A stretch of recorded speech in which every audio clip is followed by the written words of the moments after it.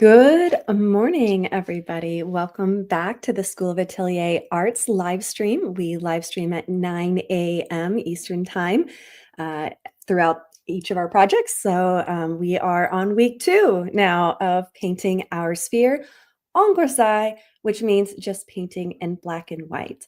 So I'm so glad to see you all here. Please say hello in the chat. I love hearing from you. Excuse me. Let me know where you're from. I always get great joy out of realizing that I can be in my tiny little New York City studio and still get to connect with people from all over the world and make art with people from all over the place. It's one of the magical things about living in this particular era, and I'm glad I get to share it with you. Just a little bit of review of what we've done up to this point. We are looking at a sphere. We spray painted a light bulb white. We placed it so that it was 2/3 in light, 1/3 in shadow. We drew our sphere. We found the separation between our back plane, our ground plane, and our front plane. And we painted in our cast shadow. Now, I want to spend a little bit of time today making sure that we know the difference between a cast shadow and a core shadow, because today we are going to be making the core shadow. So the core shadow is, if you see on the sphere here, let me get on the other side. Excuse me. The light's coming from this way, and when you have a round form, there's an exact place where the light turns away, or sorry, the sphere turns away from the light. And so you can see here that this is the exact place that the sphere is turning away from the light. The form itself is turning away from the light and going into shadow. So that is what a core shadow is. When you have a form where the form turns away from the light, that creates the core shadow. This is different from the cast shadow. Here we have a cast shadow. Cast shadows are created when a form is interrupting the light. So in this case, the sphere itself is keeping the light from hitting this part of our ground plane. So the key difference here, again, is a cast shadow, the light is interrupted by something. A form shadow is when the form itself turns away from the light. All right. So it took me a few times when I was in the atelier to really get the difference between a form shadow and a cast shadow. And like many things with atelier training, your theory about it is good to have in your head so that you can help see it. But also sometimes it's best just to use your bare eyes and look first and observe what you're seeing and then apply theory to it. So it works both ways. If you understand how light works, if you understand the difference between a core shadow and a cast shadow, then you can look for it. And also when you're just blindly seeing, you can use that knowledge to double check your work. And welcome, Magritte from Virginia. So happy to have you here. Welcome. Okay, so if we're going to paint the core shadow, we should probably draw it. And this is a little bit tricky because if you look here, do you see that the core shadow is creating a fairly soft edge? I'm going to get my little pencil here. All right, so unlike the cast shadow that is pretty obvious, like we knew where to draw that circle more or less, this edge got a little soft over here. But the core shadow is actually a very, very soft edge here. And so how do we determine the exact place? Like if I want to draw one skinny pencil line, where is the exact place that the core shadow goes? And this is a key skill, whether you're drawing, whether you're painting, to understand and be able to find a core shadow. So I'm going to talk a little bit about the theory of the core shadow, and then we're going to figure out how we're actually going to draw it onto our page. Good morning, Ellen from Pennsylvania, and welcome, Frankie, from the American Southwest. I hope it's warmer in the Southwest than it is here. It's quite chilly. We're in the middle of a cold snap on the East Coast here. Okay, so excuse me. Okay, so we want to draw the core shadow, but we need to understand how we find the core shadow. And this is going to require a little bit of theory, and I'm going to be doing a lot of pointing at the sphere over here today. Oh no, Frankie says it's -13 right now, so not any warmer in the American Southwest than it is in the Northeast. We're just having a moment of unity on the weather. It's cold everywhere. Okay, so the core shadow is coming here. And we have talked previously in this series about the Atelier squint. And the Atelier squint is when you are, I'm going to have to rotate back so you can look at me be silly. It's when it's really, really like you close your eyes super, super, super, super tight. And then you just barely look through your eyelashes, right? And you'll look silly, but that's okay. If we wanted to look cool, we probably wouldn't be classically trained painters, to be honest. So if you squint your eyes really, really tight and then just barely look through, it helps you separate light from shadow. And so that's one of the key things that we want to do. So when I do that and I look at my sphere, what I'm going to see, hopefully, and I hope that you all see this too when you do the Atelier squint, is that there is an exact place where the light turns to shadow and it's coming approximately here. Okay. You'll see that it's actually a tiny bit darker right where the form turns from the light to the shadow than it is down here. Does anybody know why that is? Let me know in the chat. Why, if this is all in shadow from here over, why is this part right here lighter? Oh, and good morning, Leola. Southwest Maryland is cold also. Just everywhere is cold. We'll have a great moment of empathy for each other in the States today. All right, so why is it lighter here if this is still in shadow? And it has something to do with what we had talked about previously. And excellent. Thank you for your responses. And Ellen, Carol, you're absolutely correct. There's reflection, there's reflected light. Remember that the light isn't just hitting this part of the sphere, it's also hitting our ground plane, right? And it's bouncing back. All right. Now, remember that the closer to a light source, the lighter something is. So, for example, we have this highlight here because it's the closest part of the form. It's the most perpendicular part of the form to our light source. But this is also true for bouncing light or reflected light. So here we have light hitting here on the surface and bouncing back into the sphere, but it's a lot closer to hit this part of the sphere than it is to hit all the way over here. And that's what creates what we call the core shadow. The slightly darker band is the exact place where light turns to shadow, and it creates a slightly darker band because the reflected light has to bounce so far to get here, right? So it's the reflected light is brighter down here, but the further the reflected light has to go, the less intense it becomes, creating this slightly darker band here. All right, does anybody have any questions about where the core shadow is and how to find it?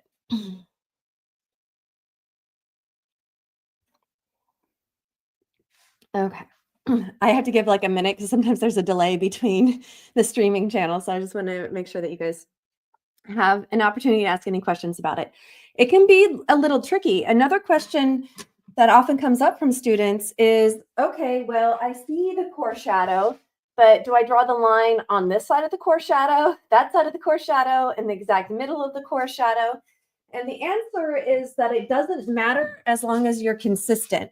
So, for example, if I choose to draw it on the left side, of the core shadow, then on my drawing, when I'm drawing it, I need to remember that it's the very left edge. Sometimes students will create a line here representing the left edge, and then when they go to paint, they think of it as the center, and it throws off their drawing. Okay, so I find, for simplicity's sake, it's best for students to try to find the very center of the core shadow to use as their reference point, and to draw the center of the core shadow and consistently use the center of any soft edge. If you use the center of it, as long as you're consistent that you're always using the center, then you won't get in this trap that students often fall into where they draw it in the center or they draw it on the left edge and then they paint it in the center and then it skews their drawing, and then they get really frustrated because they were very careful and measured very carefully, and why is the drawing wrong? And it's because you have a wide edge. So we can't represent this whole edge with a single line unless we agree with ourselves that we're drawing the center of the core shadow, and that the core shadow here is representing the center, and that we're looking and evaluating about where the placement is by going through the center of the core shadow. It's one of those things that can be tricky. If I sound insane to you right now and you're like, what the heck is this lady talking about? Don't panic.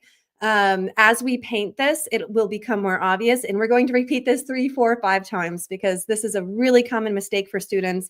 And we're trying to think about so many things. So even if you know it in theory, when you go to practice it, it often gets all messed up again, right? So I will do my best to show you where the error tends to come into student paintings. You know, I've been teaching for years and years and years now, Atelier skills. So I have a pretty good idea of many of the ways that you might, you know, do something wrong and then be like, I'm never going to be a painter, when in fact it's just a little mistake that is easily corrected.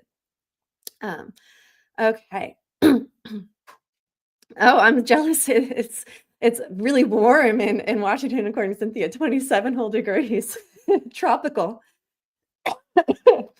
All right, so I'm going to look at my core shadow. I'm going to squint my eyes because if you were trying to find the center, you want to really get rid of all the nuance of the value distraction. And I'm going to make my best guess. I'm going to rotate this so that you're seeing it. Oh, wrong way, this way. I want to make sure to give you guys the best view that I can while also still giving me space to fit in here. Okay, so keep in mind that my point of view is slightly different than the camera that I'm using to stream this. And this is because my eye and the camera cannot be in the exact same place at the same time. So I'm cuddled up really tight to my camera here. I'm trying to give you the closest view. But if what I draw is a little bit different than what you're seeing it, the reason is that my eye is slightly to the right and slightly higher than what you have. So I'm going to make a couple ideas. I'm feeling like it's coming somewhere around here. Is that true? I think it's a little bit further. Remember that whenever you make a mark, erase the one that you don't want. It's so miserable to spend all this energy thinking about where the right mark is, and then you forget about your bad marks. You go off somewhere else, and then you use the wrong mark when your thought process comes back to it, and then you end up with a wonky drawing. All right, so be disciplined. And for those of you who might know me personally, you might know that I'm not exactly like a militaristic, disciplined kind of person. But when it comes to painting, you really have to be, you know, use every skill set that you have to make painting easier for you instead of harder. And the more consistent you are in your processes, the more they become second nature, and the more time you can spend with the fun part of painting, you know, that flow state of painting, instead of this frustrating, like, where does it go kind of painting. Okay, so there's a great question in the chat.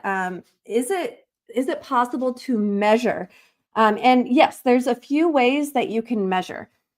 One obvious way to measure is if you look at the very left side of your sphere and you imagine a diameter line going straight through the center to the other side of the sphere. Let's say that this side is 0 and this side is 100, and it's going through the very center of the sphere. I'm going to try to put it in the center. All right, so the right edge is 0. The left edge where my thumb is 100. You know, where from 0 to 100 does that core shadow hit my pencil? Is it halfway? Is it slightly less than halfway? Is it slightly more than halfway? That's one way that you can measure. So let me know in the chat, where's the core shadow hitting my pencil? If my pencil, I'm trying to make it exactly through the diameter of the circle, with the right edge being 0 and where my thumb is being 100, where between 0 and 100 does that core shadow hit? And I see some guesses popping in the chat. I see a 25. That's reasonable.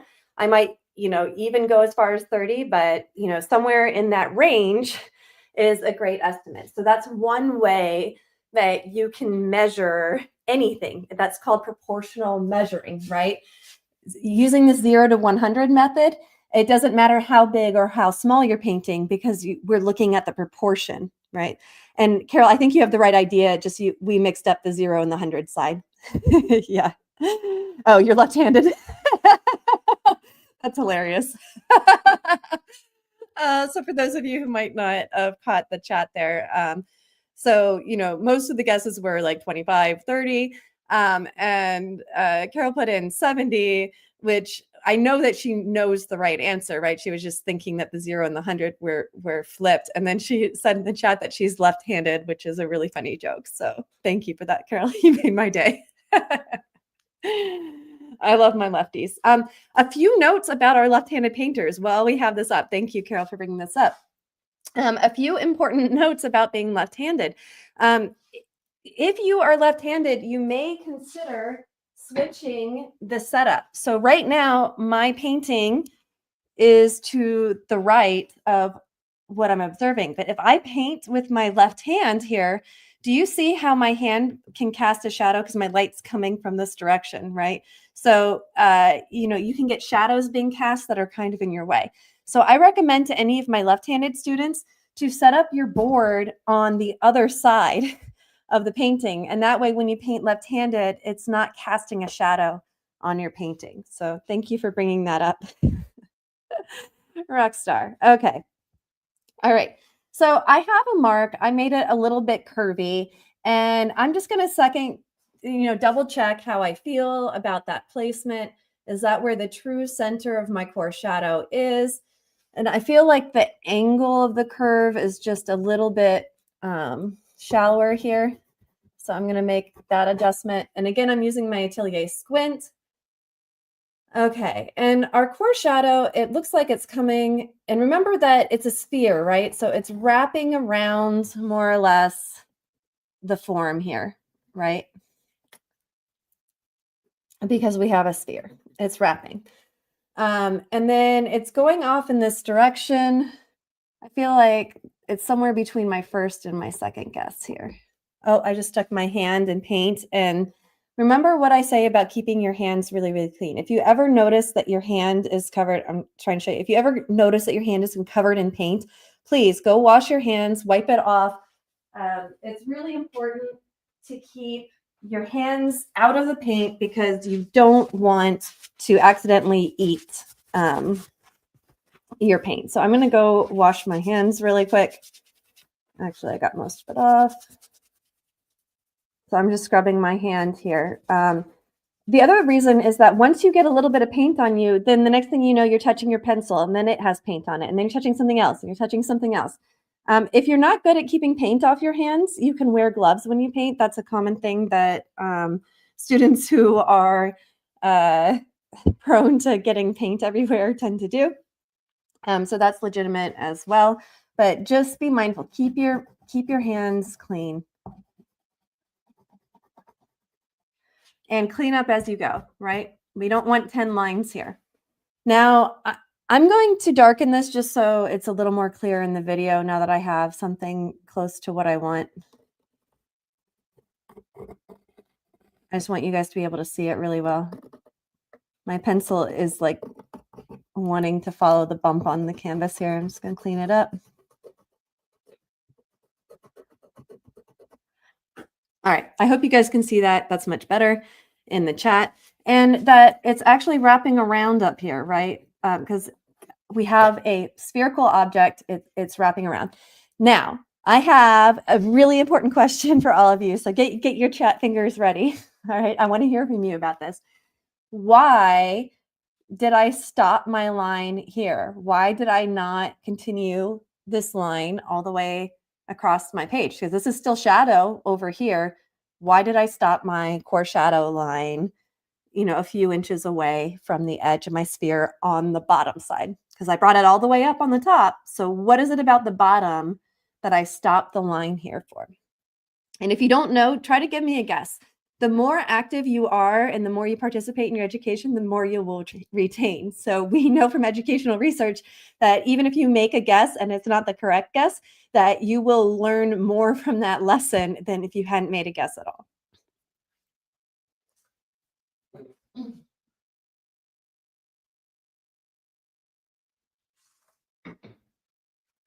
It takes a lot of bravery to learn atelier painting. So one way that you can practice your bravery is putting a guess in the chat. Okay, and I'm starting to see some answers here. Excellent. Okay, yes. All right. So I'm seeing that you guys are on the general right track. So remember that the light is coming from this direction and it's bouncing. And the further it has to bounce, the darker it is, right? Because the further away from the light source, in this case, the light source is bouncing light, the darker it gets, right? Which is why we have the core shadow line here. Well, guess what? This side of the sphere is a lot closer to the bouncing light than this side of the sphere. And there's so much bouncing light here that it's dissolving our core shadow because the bouncing light only has a little bit to go here, whereas it has a very far distance to go on the right side. So excellent, excellent guesses. I see that we're all paying attention this morning. Good to see that. Yes. So it's the reflected light is stronger there, but it's stronger there because it has less distance to go. So I try really hard to, when I'm teaching, to give universal themes. And one of the universal themes that applies to many, many things in atelier training, and it seems so simple, but this is a more complex application of it, is that the closer to the light something is, the brighter it's going to be. The further away from the light something is, the darker it's going to be. This part of the sphere is further away from the bouncing light, it's darker. This part of the sphere is closer to the bouncing light, it's lighter. All right. So I'm not continuing the core shadow because there's so much bouncing light here that it creates a really soft edge that essentially dissolves any clear place where light turns to shadow. Okay. Good thinking, everybody. Okay. Now, when you're painting a core shadow, so we're going to start painting this side of the sphere. And there's two things that are really important to know. The first thing is that almost universally, students will make the reflected light in this core shadow way too bright. And the reason that students tend to do that is because of what I like to call a dark room effect. So imagine for a minute that you just got home, like you were out late, you had a great party or something, and you forgot to leave your lights on at home, and you get to your front door and it's the middle of the night and you open the door and you're relieved to be home, and at first you don't really see anything, right? Because there's no lights turned on. But after a minute or two, your eyes start to adjust, your pupils open up and you start to be able to see, some of the shapes and things, and just enough, you can see just enough to, make it to bed and crash after your party. All right. So what's happening is that you're only looking in the dark. You have no reference to the light. And when people are painting the core shadow, what happens is that they're looking just at the core shadow. They're not paying attention to the relationship of the core shadow within the whole. And when they're looking at just the core shadow, all of a sudden this feels so bright to them because they're not comparing this to the light side. They're only looking into the shadow. We call it looking into shadows. And even though there is some reflected light there, if you do your Atelier squint, the reflected light almost completely disappears, right? It's not important. In fact, you would be better off, and students hate it when I say this, so I'm about to tell you something you're really going to hate.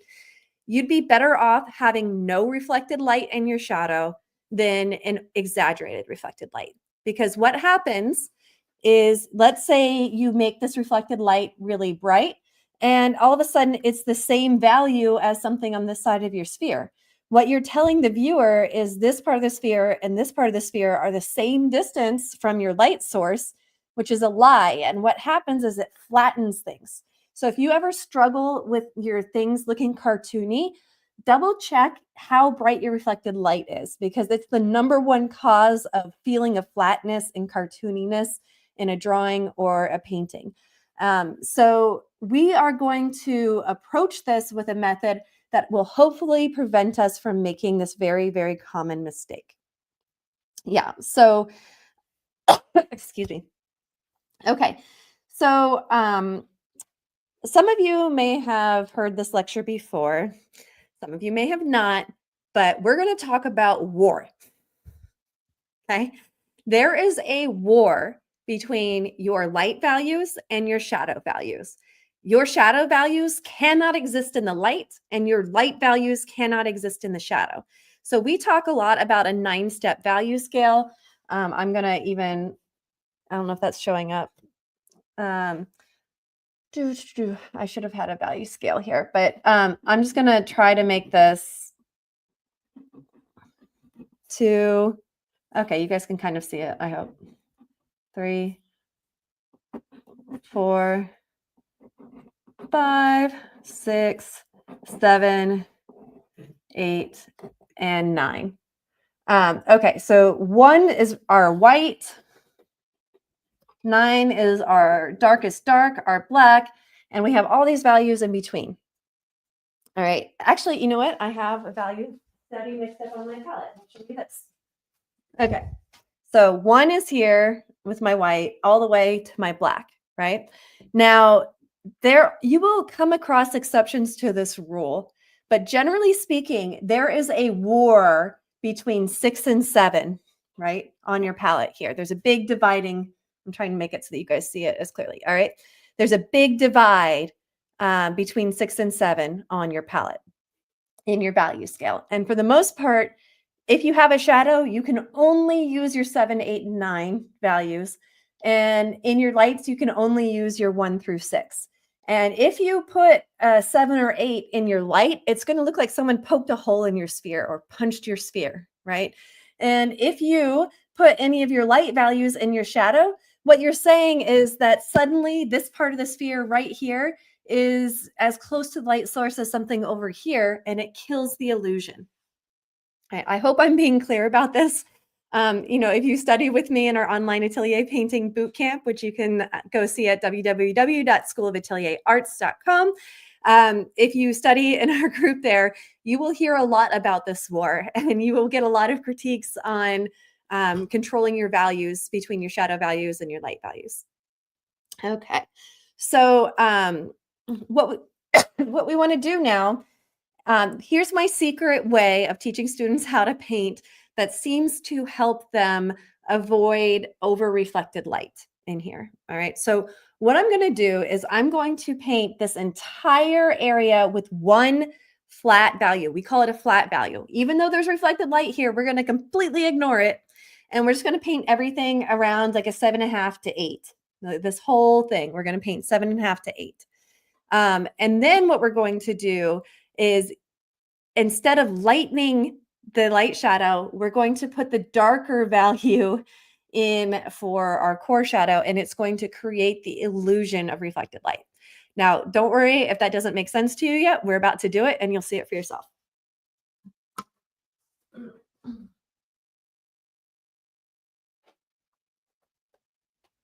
I feel like if one of my mottos in teaching Atelier training, should be, don't panic, right? If you can stay methodical and thoughtful while you're learning how to paint, then you will get consistent results. If you let yourself, oh, you made a mistake, and then you start panicking and you start smearing it around, it's a lot harder to come back from panic than it is to be like, I put something down. That doesn't look good. Instead of panicking, I'm going to go through a process to evaluate what went wrong. And really, that's what I teach in the online Atelier painting bootcamp. I'm not really teaching you guys how to paint. I'm teaching you how to teach yourself how to paint, right? I'm giving you systems and processes and thoughts and ideas that are going to help you be an independent painter. I don't want to create a bunch of students who are completely dependent on me to create their best work. I want to create students that have tools in their toolbox to create anything that they want to create without compromise, because they didn't have the skill set to do it. Okay, so what I'm going to do here is I'm going to use 7.5 to 8.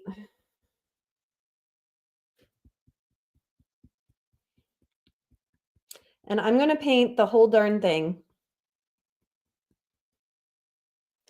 So let me just put that in there. Now, I'm having a little bit of an issue here because even though this is a shadow, we have a white sphere on a white surface and a lot of reflected light. And overall, I'm seeing that this core shadow, um, it- like this part of the sphere on this edge is reading lighter than what is over here. So the question is, did I paint the background too light? Or is this particular problem, instead of my division being between 6 and 7, maybe on this particular problem, because we have a white object on a white surface, the division is going to be between 5 and 6 instead of 6 and 7. And I believe that to be true. I think that the white sphere on the white surface is creating a situation where our war shifts one step lighter. So I'm going to make my division between light and shadow between my values 5 and 6 instead.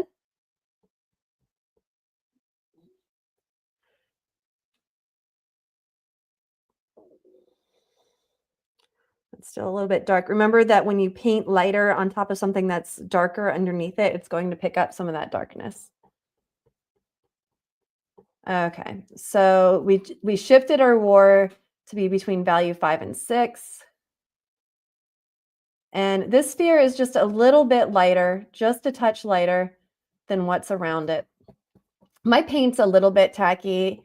I should maybe pause and remix this pile, because do you see I get these like little dried pieces of paint in there? That can be really annoying and distracting, especially if you're new to painting.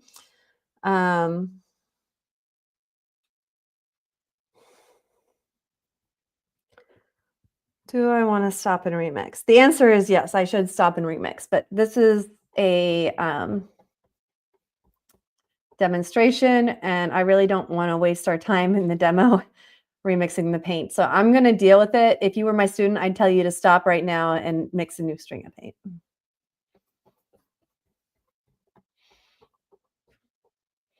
Again, ways to help keep your paint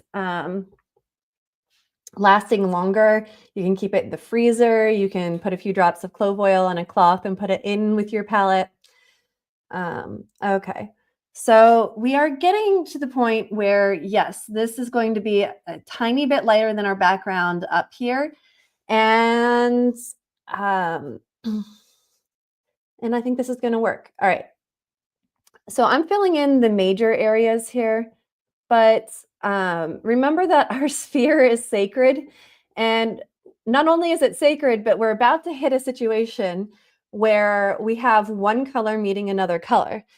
Who can tell me in the chat what I need to do anytime one color meets another color? Do I just bring them together mindlessly, or what is it that I need to think about if I'm going to take one color and have it meet a second color?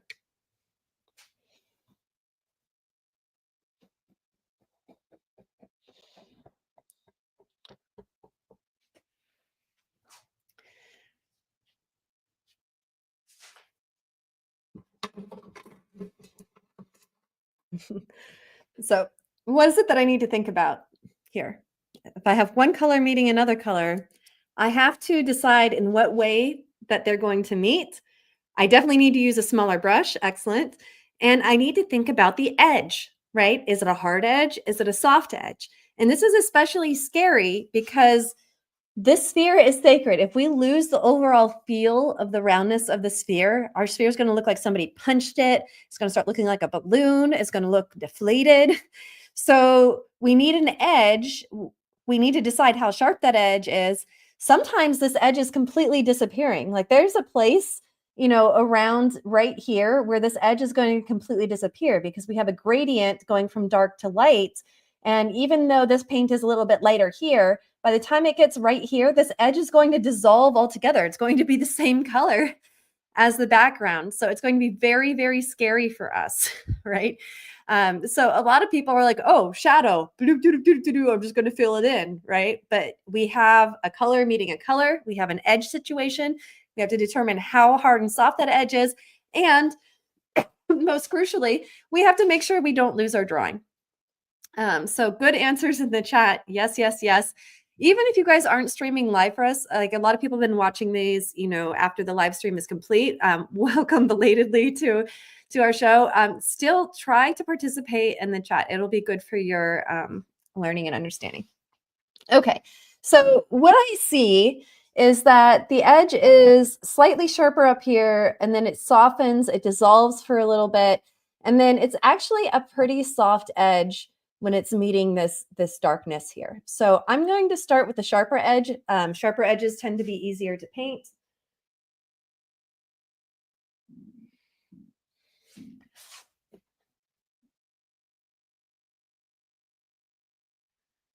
And you guys are a little bit in my way.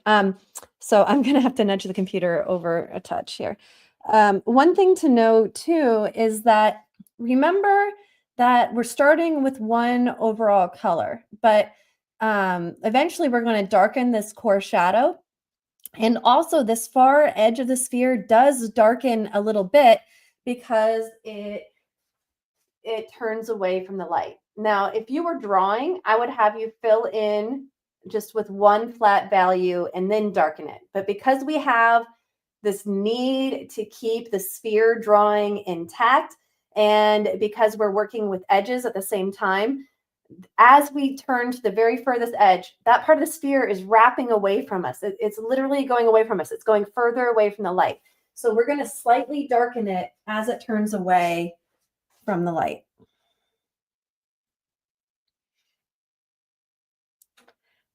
It's not a huge difference. And as long as we're in our shadow value range, we should be okay. That's still too dark. It's not a big shift. It's a tiny, tiny shift. All right. Now, this background behind here is dry. So in order to create an edge, I might have to remix that color. We'll see. All right. This is scary, right? It feels like we might be losing our sphere. But keep in mind, even if it's a small, small change in value, any change of value is still going to read. So, it's like a third of a step of a value change between what I'm painting on the sphere and the background. But it's enough, especially when you stand back, to see it.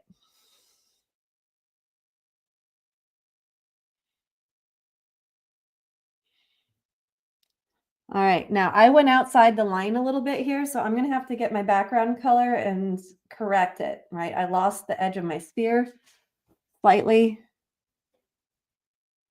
So I got my background value and I'm correcting it, right? You cannot allow a corruption of your drawing when you're painting a sphere. It is essential to maintain.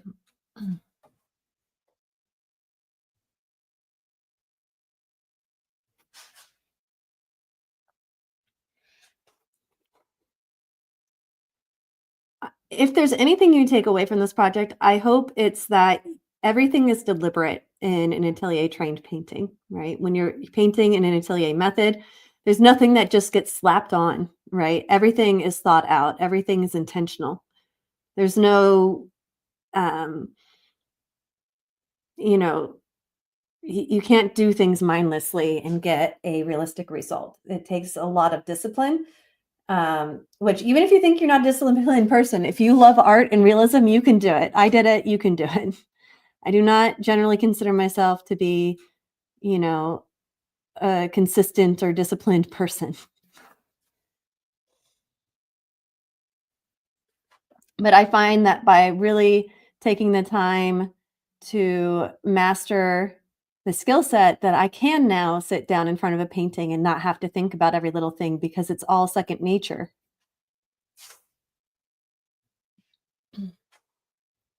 If you develop good habits, they stay with you and you don't have to think so hard about them.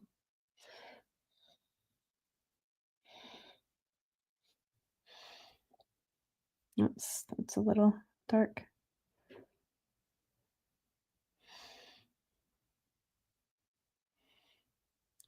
You don't want to leave any canvas showing. So you can get kind of gun shy around the edge and not cover your canvas, and you don't want to do that either. So I lost my edge slightly. I'm going to go back and fill it in. But remember that I need this edge to read, but it's a softish edge, right? So it's going to be a little bit of push and pull to get it feeling quite right. Now, I am not exactly right on my background color, but that's a lot easier to adjust later. So I'm going to work on the edge with my best guess, and then I'm going to clean up my background.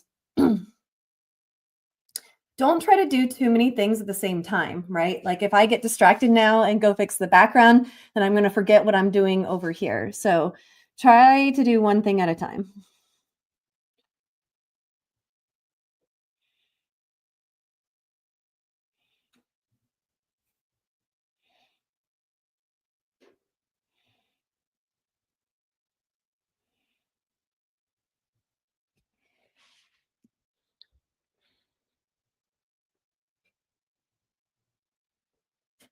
Oh, and thank you for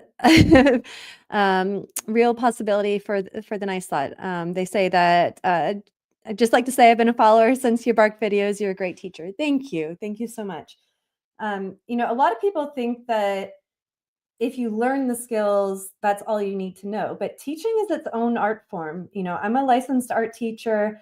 I follow a lot of the teaching literature closely. I try to incorporate as much as I can about what we know helps students learn. And I think that's the real difference that you'll get in my online atelier versus other options that are out there is that you get that experience of teaching theory as part of your training.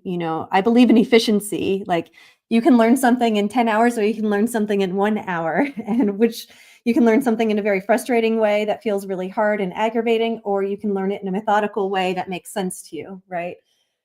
So I work really hard to develop teaching content that helps students learn efficiently with a minimum frustration. So thank you for your compliment there.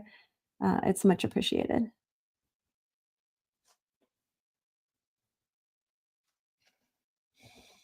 Oops.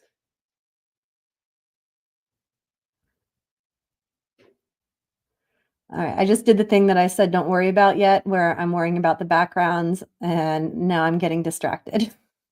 The compliment, I just couldn't handle it. It made my head too big. All right.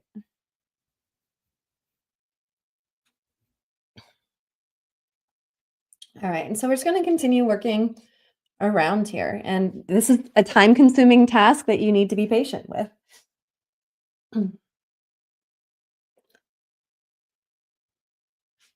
In the atelier, we often say, start slow so you can finish fast, right? And the idea is, the more methodical we can be,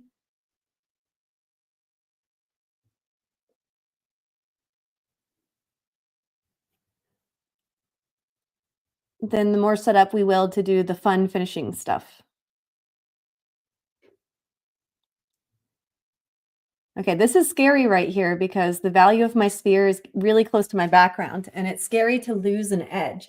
But a lost and found edge is part of what connects your sphere to the environment that it's in. So it's scary, but sometimes we have to let an edge go out there in the world, like sending a kid off to college. Not that I have kids, but that's what I'm told by people who have them. Uh,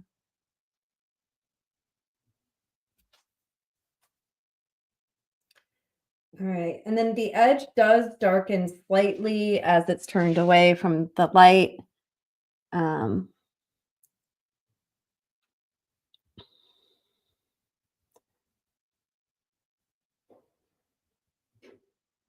and this side of the sphere is the most dangerous part of the sphere because this is where you're most likely to lose the drawing because you have very close values. You're trying to work with edges. All these things will um, start losing your drawing sometimes.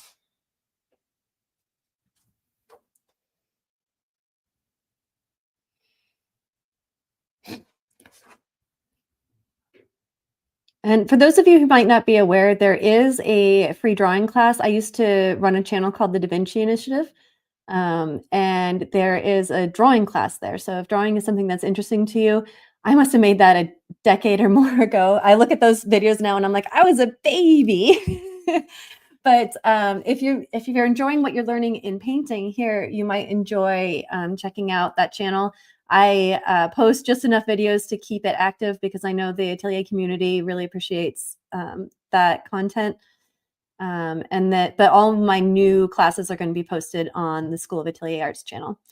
If you haven't already, please take a moment to like and follow the channel. It helps more people find this training. If you spend a lot of your life looking for it, help the others out there, just like you, trying to find a quality training opportunity. All right. I need to clean up my hand because I just stuck it in the bottom of my wet paint here.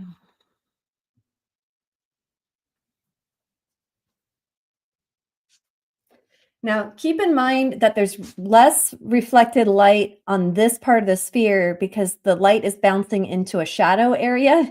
So it's getting a little darker here, and then it dissolves on this side because the light's bouncing from the light side.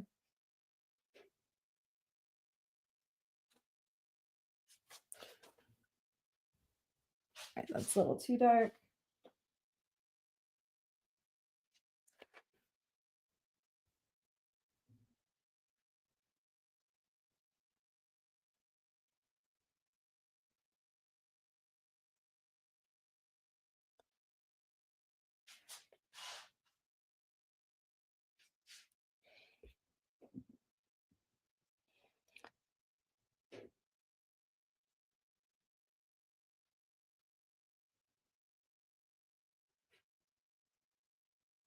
And again, try to get your canvas covered completely. You don't want a white edge just because you were too scared of losing your drawing. It's the balance, right, between the two. You don't want to lose the drawing, but you need to keep your canvas covered.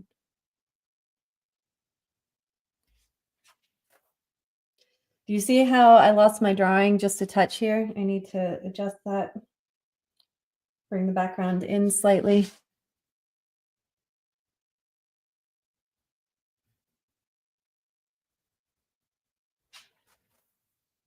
And we also have a passage moment here, right? So it's possible that we can completely lose the drawing of the sphere with the drawing of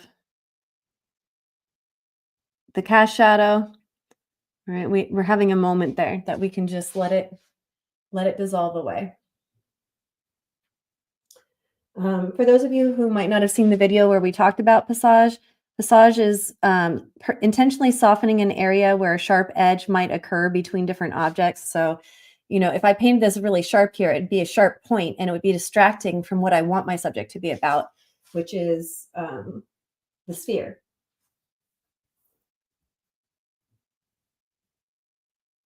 It's going to soften this edge.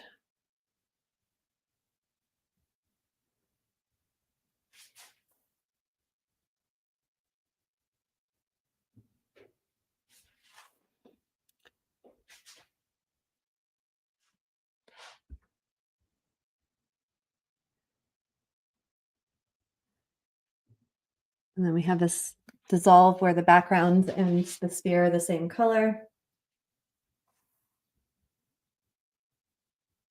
All right, the light has changed on me and we have all that bright, shiny snow. So I'm going to put up the extra screen. Give me just a second.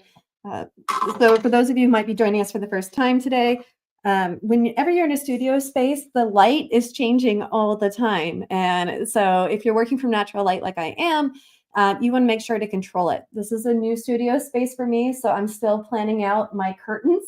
So I'm using screens as an intermediate because I don't want to put up curtains until I'm sure I know exactly where I want them to be. So by using kind of these folding screens, it helps me, practice where I need light, where I want to block light, And that way, when I install my curtains, they're where I want them to be. So give me a moment here.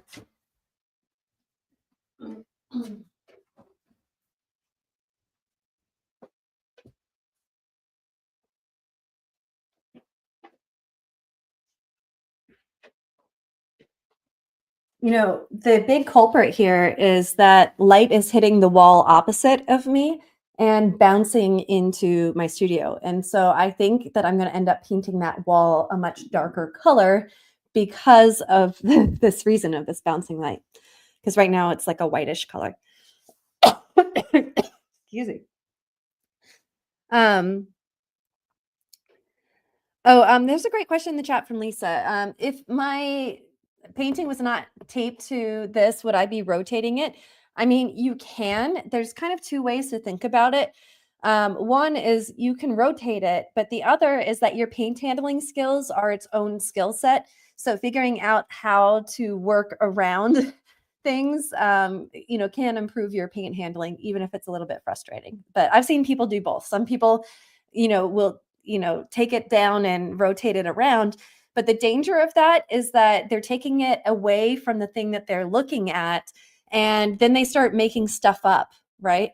So there is a danger of taking it away because you might not remember to keep looking at your original while you're doing it.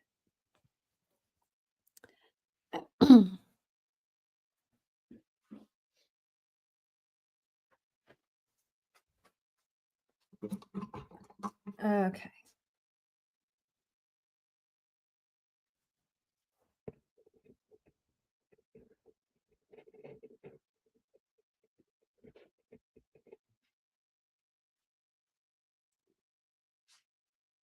All right. I'm obsessing a little bit of this one area here, but in the scheme of things, as long as we get a shadow painted fairly flat in here, we're going to be fine. All right, so I'm going to continue down and around. And again, when we get to the underside of the sphere, it's getting much less reflected light. So it is going to darken somewhat as it, not that much.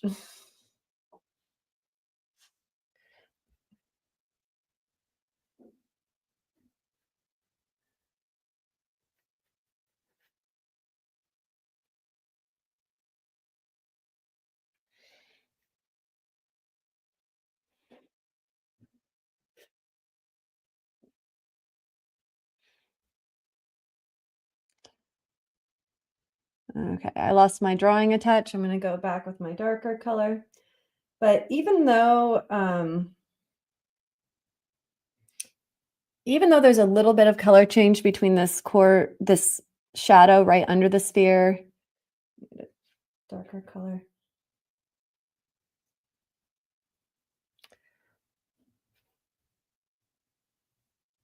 All right, see me fixing the drawing? But I still have an edge that I need to deal with. And so even if there's a value change happening, you still need to be mindful of the edge.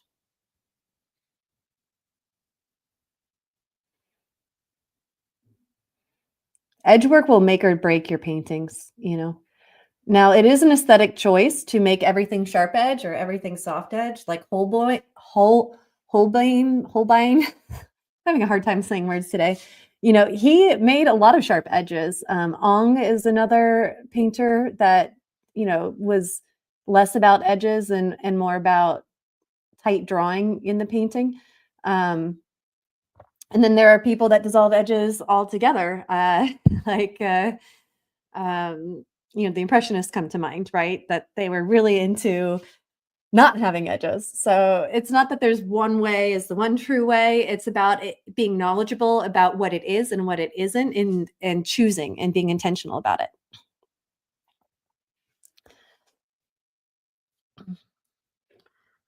Oh, and I got paint on my hand again. The reason is because I am in here.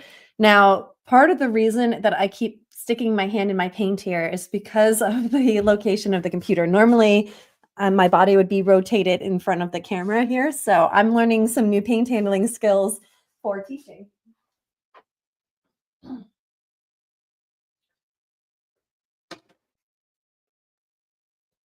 And thank you to Magritte in the chat. Magritte's one of my long-term students in the online Atelier painting boot camp. She's saying that she's learning a lot in there. So thank you, Magritte. It's wonderful to have you here in the live stream as well. Just can't get enough. um, the online boot camp, it's so much fun in there because we have a really nice group of students. They're very welcoming. We're all there to help each other be better painters and to learn together. There's a lot of more content like what I'm sharing and live streaming with you here. And then the best thing about the online class is that you get me coaching you through your paintings. So, you might show up with a really wompy spear, you lost your edge, and I will pull you back from the brink of despair and I will help you fix it and help you learn how it went wrong, why it went wrong, and how to get it back on track.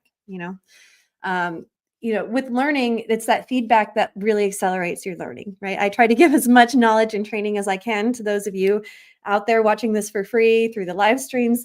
But there's a reason that I had to go to an atelier for 5 years to really learn these skills. And that's because you really need that feedback from an atelier trained artist to really accelerate your skills to the next level. Oh, Lisa's going to come join us for sure. She's just waiting for the right break in work. Well, I can't wait to have you, Lisa.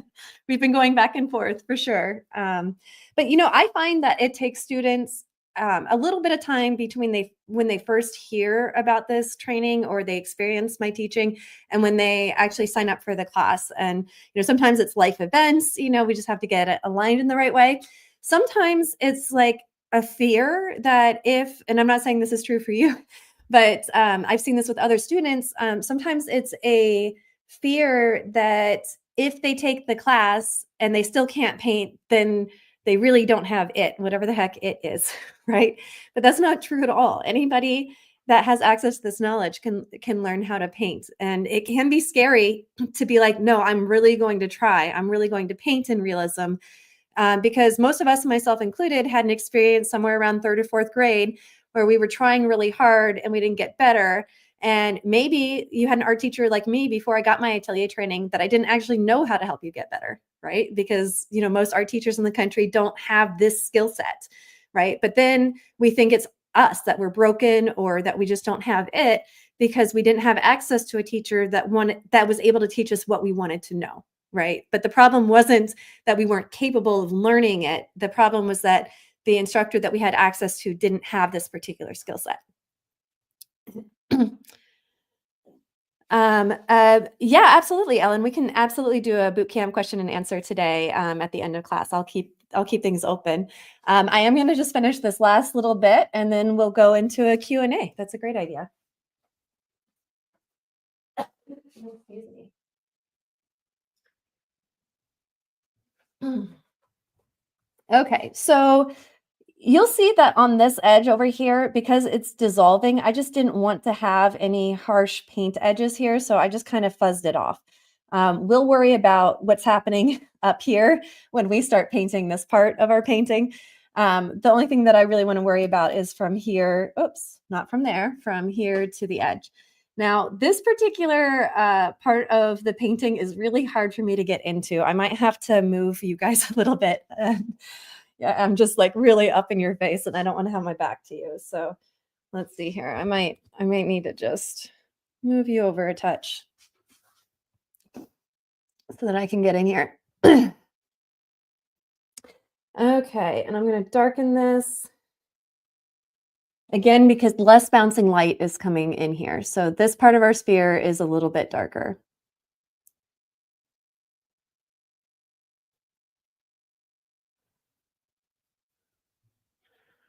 All right, so even though there's a little bit of shifting, do you see how I'm not painting the reflected light? The reflecting light is emerging because I'm making this edge darker. And then when we start painting this, we're going to start with the core shadow. That's going to make this edge darker. So I'm not lightening anything. I'm not putting in a reflected light. The reflected light's going to emerge by darkening this edge. And then when we start on the main part, starting with a darker core shadow line there.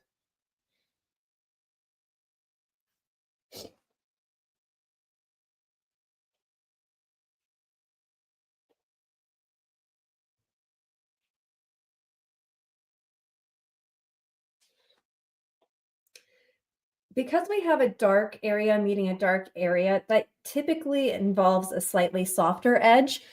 But also, even if I painted this edge really sharp, it's going to feel like a soft edge just because the value is very similar. So I'm going to make it sharp at first just so you can see what I'm talking about. All right, so this is technically a sharp edge here, but it's still reading soft because this value is so close to that value. So that's another way to create the illusion of a soft edge is just, using a sharp edge with two values close together. And that's like the Holbein and the Ong method of creating the illusion of a softer edge.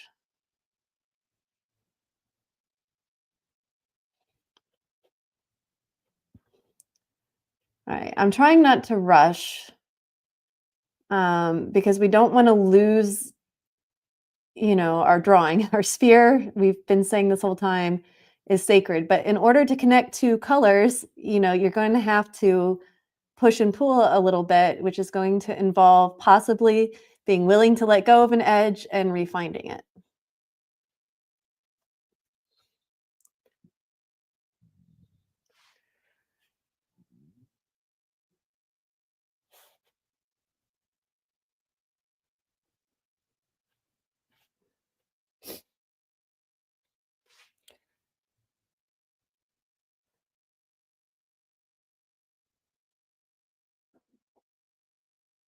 Okay. Now I'm using a small brush on a bigger area. If I switch to my big brush, now that I kind of have that painted in, it'll, whoops, had the old paint on it. It'll get rid of all those tiny little brush strokes.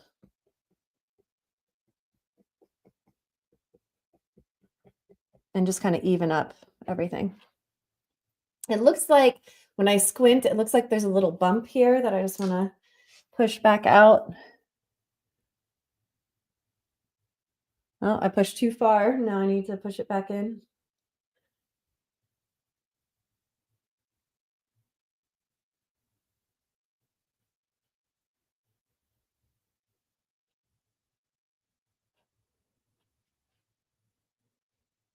Okay. And I also have some small paintbrush marks in here, so I'm just trying to smooth those out a little bit. Okay, we might eventually go in and adjust some of that, but for now, this is fine.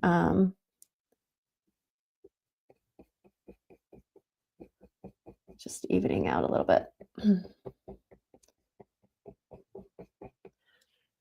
Okay, so we're well on our way with our core shadow being filled in. And eventually, when we start working on the rest of this, because we're going to darken this line, it's going to create the illusion of reflected light in here. I do think that it needs to go a little darker on the bottom part here. We do have less reflected light coming in down here, so I just want to darken that a touch.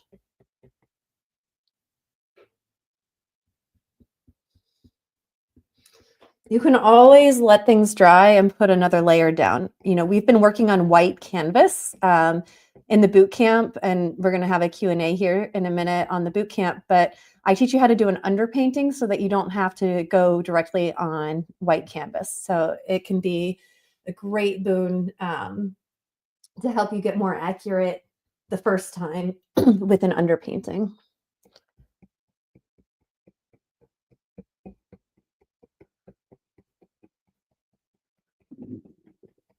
All right.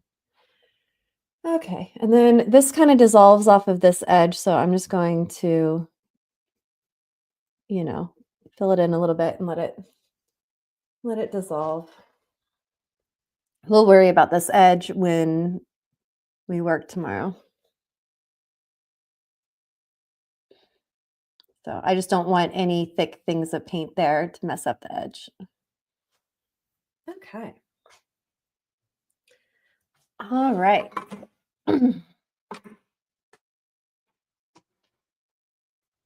So that's going to conclude the painting demo for today. Please make sure to join us tomorrow at 9 a.m. Eastern time. We finally made it to the goody part, right? Where, everybody thinks that painting this part is the most important part and they start there. But you'll notice that we created everything around it so that when we go to paint this, it's going to look so dimensional and so cool. And we're going to be learning a tiling technique to do that starting tomorrow. So I hope that you will join us then. Meanwhile, here's the subject as requested in here. Okay, so all right, so here's what we're looking at. Here's our subject. And we're going to start using a different method. So far, we've just been doing basically direct painting around here, but we're going to start a tiling method tomorrow. And if you've never experienced tiling, it can be both a joy and an angsty thing. So and we'll learn about it. If it's new to you, congratulations. We're going to dive into a brand new technique. But it should go well and we should have fun doing it because we did all the hard work all the way around our sphere. Okay, so I'm going to conclude the demo portion for today. And I'm happy now to answer any questions about the boot camp. And I'll do this at the end of every class, actually, between now and then, because I got a lot of emails and questions yesterday as well. So I'll just answer any questions as they come up about the boot camp. If you do have any questions about the boot camp that don't get answered here, you can always write me at mandy@schoolofatelierarts.com. I'm always happy to hear from people. And I see, excuse me, and I see in the chat that, these techniques are going to be new for a lot of people, especially this tiling thing. Excuse me. So thank you all for being here. So as far as the boot camp goes, the way it works is that we meet together in a group 2 times per week. We do adjust the meeting schedule to make sure that everybody is able to come at least one day live every week. So right now, those times are Monday from 8 to 9. So right before this class on Monday, we get going. We like to start our week with art. And then Thursday afternoon at 3 p.m. Eastern time. Now, don't worry if those times don't work for you. Like I said, we add critique times as needed based on student needs. It's just those times work for our current students. Also, let's say you can normally come to the Monday critique and you can't make it that day. The critiques are videoed and uploaded. So you can still post an image of your work in progress. I will leave you a full video critique of that, whatever you posted, and you can watch it later that day or when you are able to. So even when you can't attend the critiques full time, as long as you post an image for me to critique, you'll still get your critique. Other things to know is that we have a lot of pre-recorded videos in there. So there's a whole lesson. The first lesson I like my students to do when they're new to Atelier training is a master copy. So just like this training session with painting the sphere, there are extensive lessons. There's many of them. And there's also PowerPoints for every lesson. So for those of you who are art teachers, you can download these PowerPoints and use them directly into your classroom as well. Also, I do bonus content for my students all the time. So, if my student is struggling with something, then I will create a whole class or, demonstration around a project that will help that particular student do something.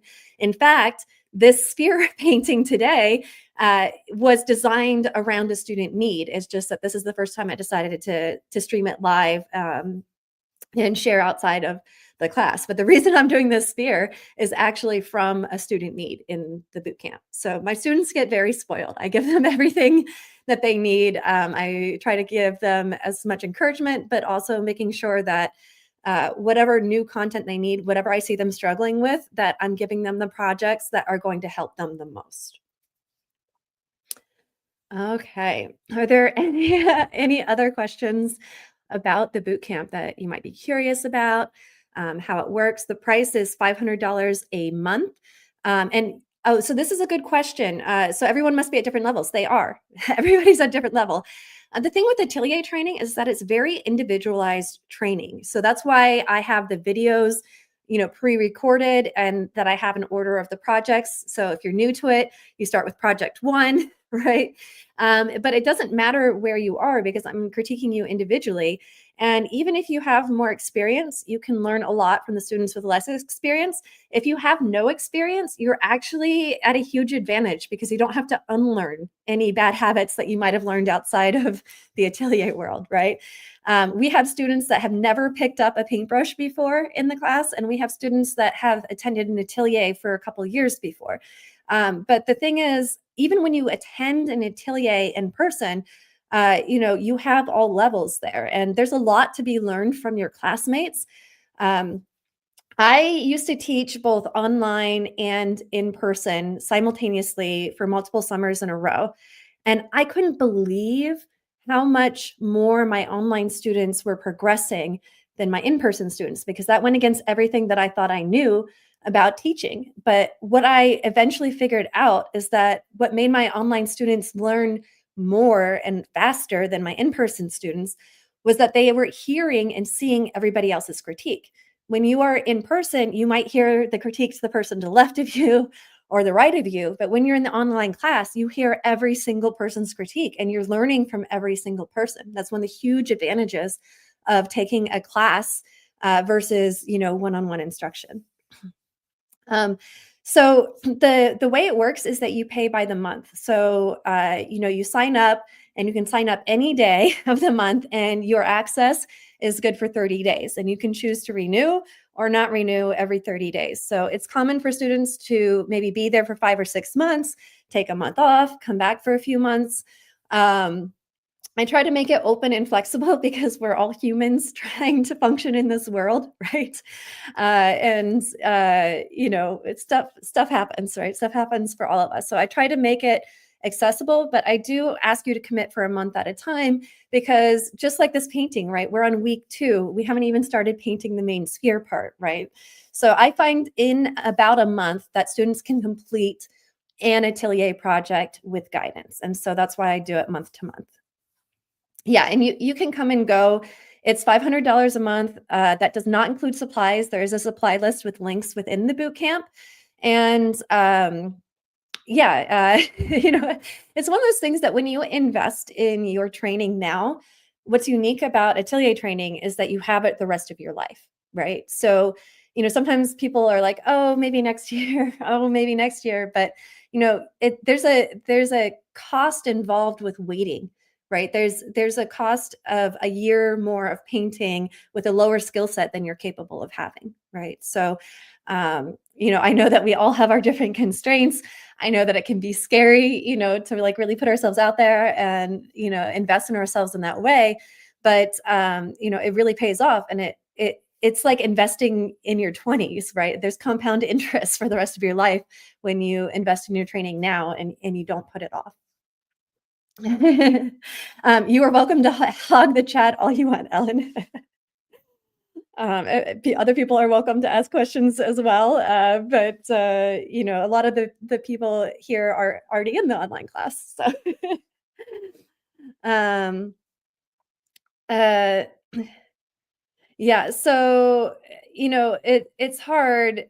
You're bringing up another great point, Ellen, and this is something I see with my students a lot. Is that they paid a lot of money for a class that they thought was going to help them, and for whatever reason, they maybe didn't get out what they wanted out of the class. And most often, this is a case because they are signing up with instructors that have a different skill set than what it is that they want to learn, right? Like, I am not gonna teach you abstract art. That's not gonna happen. I have no interest in it. I'm not capable of teaching it. I have no experience teaching it. And if you were wanting to be an abstract artist and you signed up for my class, I'd be like, "Thanks for coming. Here's your refund. Bye. I can't help you with that." Right? But when it comes to realism in particular, there's a lot of people with like varying abilities and degrees of knowledge in realism. But what you really need is atelier training. You need to find an instructor that has full atelier training, not a couple workshops of atelier training, not a year of atelier training, like minimum 3 to 4 years of atelier training in order to give you the skill set that you're looking for if you want to paint realistically like this. Yes, and then always convincing the life partner. Sometimes people ask me, Mandy, how much did it cost you for atelier training? And I paid about $10,000 a year um, for Atelier training, but I'm able to offer this online class at, almost half that, right? I paid upwards, I was more than 10,000 a year. Um, so, I do my best to make it accessible. I do my best to make it affordable, and you get out of it what you put into it. You can show up to every single critique, and even on not critique days, you can post images and I will write to you. So I check the messages almost every day, um, in the class to answer questions, things like that. So, the more active you are, the more time you paint, the more feedback you get from me, and it snowballs, right? Yeah, and this whole argument about in person or online, again, I can't. The reason I teach online now, I used to run an in-person studio, right? I used to have a studio in Jersey City, and I went all online because it was the better learning experience for my students. I couldn't believe it, but when I was doing it in person and online, it was so clear that the better learning experience for my students was online. So, having it side by side and seeing the results, I'm like, what am I doing? Like, let's make it online. It makes it more accessible to people. It's just it's incredible what students can learn online. And thank you, Ellen. I appreciate that you enjoy my teaching style. Teaching is an art form, and so there's a lot of years that you spend getting the Atelier schools, but there's a lot of years that I've invested in pedagogy and transferring this information to students. And I think that's what really makes my Atelier unique compared to the other options out there. Is that how I deliver the information is incredibly important to me. And I'm constantly tweaking and investigating and reading education papers and trying to make sure that the teaching theory I use is appropriate and effective. So yeah, all the things. I can tell that there's some interest here from the chat. So if you have any additional questions, you can always reach out to me via email. We'll do a little Q&A at the end of every session. One of the reasons that I started, doing this live stream is that, that bark plate class I did was so popular. I still have people writing me all the time, and I wanted to give an opportunity to share another set of training with the world, but also to help people find, the Atelier, because most people who are watching this right now really want the training, and this will get you on the right track. Following along this, doing this project will help you immensely with your painting skills, but enrolling in Atelier is really what you need to progress. Okay. Well, thank you everybody for being here. It's been so much fun. I've loved this, and I look forward to seeing you all tomorrow.